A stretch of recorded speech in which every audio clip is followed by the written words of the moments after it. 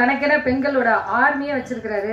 Fire படத்தின் முக்கியமான ஃபயருங்க நம்ம ஹீரோ பாலாஜி முருகதாஸ் அவர்களை பேச அன்போடு அழைக்கிறோம்.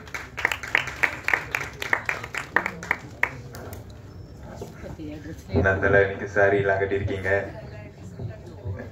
ஓகே, ஃபர்ஸ்ட் ஆஃப் ஆல் இந்த ஈவெண்ட்டோட ஹீரோ டிகேக்கு வந்து பெரிய வாழ்த்துக்கள் அண்ட் நன்றி.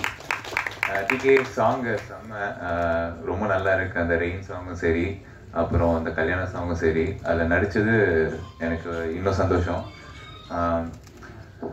என்னதான் நம்ம வந்து 12 வயசில் ஆக்டிங் கிளாஸ் போனேன், அதுக்கப்புறம் மாடலிங், அதுக்கப்புறம் பிக் பாஸ். என்ன இருந்தாலும் ஆக்டிங் வந்து நான் புதுசு தான். ஆக்சுவலாக இந்த படத்துக்கு வரும்போது ஒரு எப்படி சொல்கிறது, ஈரமோ இல்லாத, அதாவது ஒரு பதமாக இருக்கும்ல, அந்த மாதிரி ஒரு களிமண்ணாக தான் வந்தேன். ஏன் நான் என்ன களிமண்ணுன்னு சொல்கிறேன்னா, அந்த களிமண்ணாக இருக்கும்போது அதுக்கு வந்து எந்த ஒரு வேல்யூவும் இல்லை. ஆனால் அதை வந்து அழகாக ஒரு பொம்மையாக்கி இல்லைன்னா ஒரு பானையாக்கி அப்படி வந்து சேல் பண்ணாங்கன்னா அதை வாங்கிறதுக்கு வந்து ஆள் இருப்பாங்க. ஸோ அந்த களிமண்ணாக வந்து என்ன மொத்தமாக டைரக்டர் மட்டும் இல்லை, நம்ம குருஜி, அவரை குருஜின்னு தான் கூப்பிடுவேன். Jeeva sir, the dialogue writer, the co director and every thing. ஒரு சீனும் ஒரு ஃப்ரேமும் வந்து என்கிட்ட இந்த மாடுலேஷன் சொல்லலாம் பாலா, இந்த மாடுலேஷனில் சொல்லலாம், இந்த மாதிரி பண்ணலாம் அப்படின்வாரு. ஸோ அதை நான் கேட்டுப்பேன். ஏன்னா ரொம்ப நம்ம மேலே அக்கறை எடுத்து சொல்லுவார். அதுக்கப்புறம் செகண்ட் வந்து கேமராமேன், எப்படி சொல்கிறது, பாலா இந்த ஃப்ரேமில் வந்து செம்மையாக இருக்கீங்க, அந்த ஃப்ரேமில் செம்மையாக இருக்கீங்க, இப்படி பண்ணலாம் அப்படி பண்ணலாம். அவர் கேமராவும் தாண்டி அந்த ஸ்கிரிப்டுக்குள்ளே அவர் காட்டின இன்வால்மெண்ட்டு. அதுக்கப்புறம் of course last but not least நம்ம ஜேஎஸ்கே சார் கால் பண்ணார். இந்த மாதிரி கதை இருக்குன்னு சொன்னார். ஆஃபீஸ் போனேன், கதை கேட்டேன். ரொம்ப கொஞ்சம் பயமாக தான் இருந்தது. பட் ஓகே, நம்ம பண்ணலன்னா வேற யாரு பண்ணுவா? காசாப் பண்ணாமா, நடிப்பான், அப்புறம் பார்த்துப்பான், இறங்குவான், பண்ணுவான். அதுக்கப்புறம் வர கான்சிக்வன்ஸை பாராட்டோ, கைத்தட்டோ, இல்லை சட்டையை பிடிக்கிறதோ, அது அப்புறம் பார்த்துப்போம். ஃபர்ஸ்ட் பண்ணுவோம், அவ்வளோதான். அந்த ஒரு ஆட்டிடியூட்ல தான் இறங்கினேன். So I was really blank. So என்னன்னா, இங்கே நான் வந்து அப்புறம் வந்து மானஸ் ரிஹர்சல் எல்லாம் போனேன். எதுக்கு போனோன்னா எப்படி ஒரு 1 வீக் போயிருப்போம் ரிஹர்சல். ஏன்னா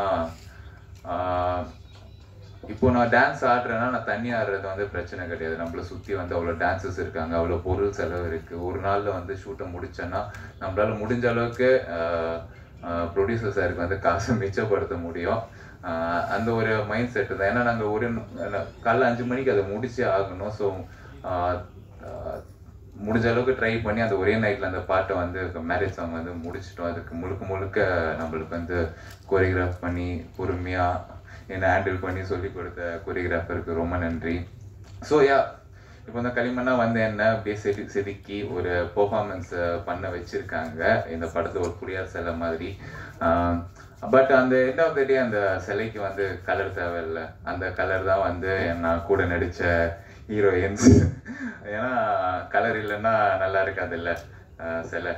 ஸோ நான் இந்த படத்தில் வந்து நல்லா பண்ணியிருக்கேன் நீங்கள் நினச்சிங்கன்னா all credits entirely goes to my movie team technicians and my co artist and all other people. நான் வந்து கொஞ்சம் தாங்க.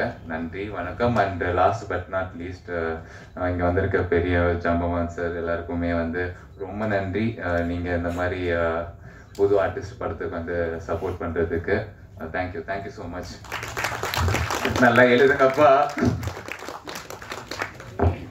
ரொம்ப அடக்க ஒடுக்கமா நல்லா அமைதியாக பேசிட்டு போயிட்டாரு. பெண்களுக்காக பிரத்யேக ஷோ போட்டாங்க. ஷோ முடிச்சுட்டு வந்த உடனே எல்லாரும் அவர்கிட்ட முதல்ல சார் உங்களோட விசிட்டிங் கார்டு கொடுங்க அப்படின்னு தான் கேட்டாங்க. அடுத்த வாரம் ஆண்களுக்காக ஷோ போட்டாங்க. அப்பயும் அந்த பசங்களை வந்து சார் உங்கள் விசிட்டிங் கார்டு கொடுங்கன்னு தான் கேட்டாங்க. நம்மளும் ஷோ பார்த்துட்டு அதை கேட்போமான்னு தெரியல. ஓகே, நன்றி சார். அடுத்ததா பல வெற்றி படங்கள்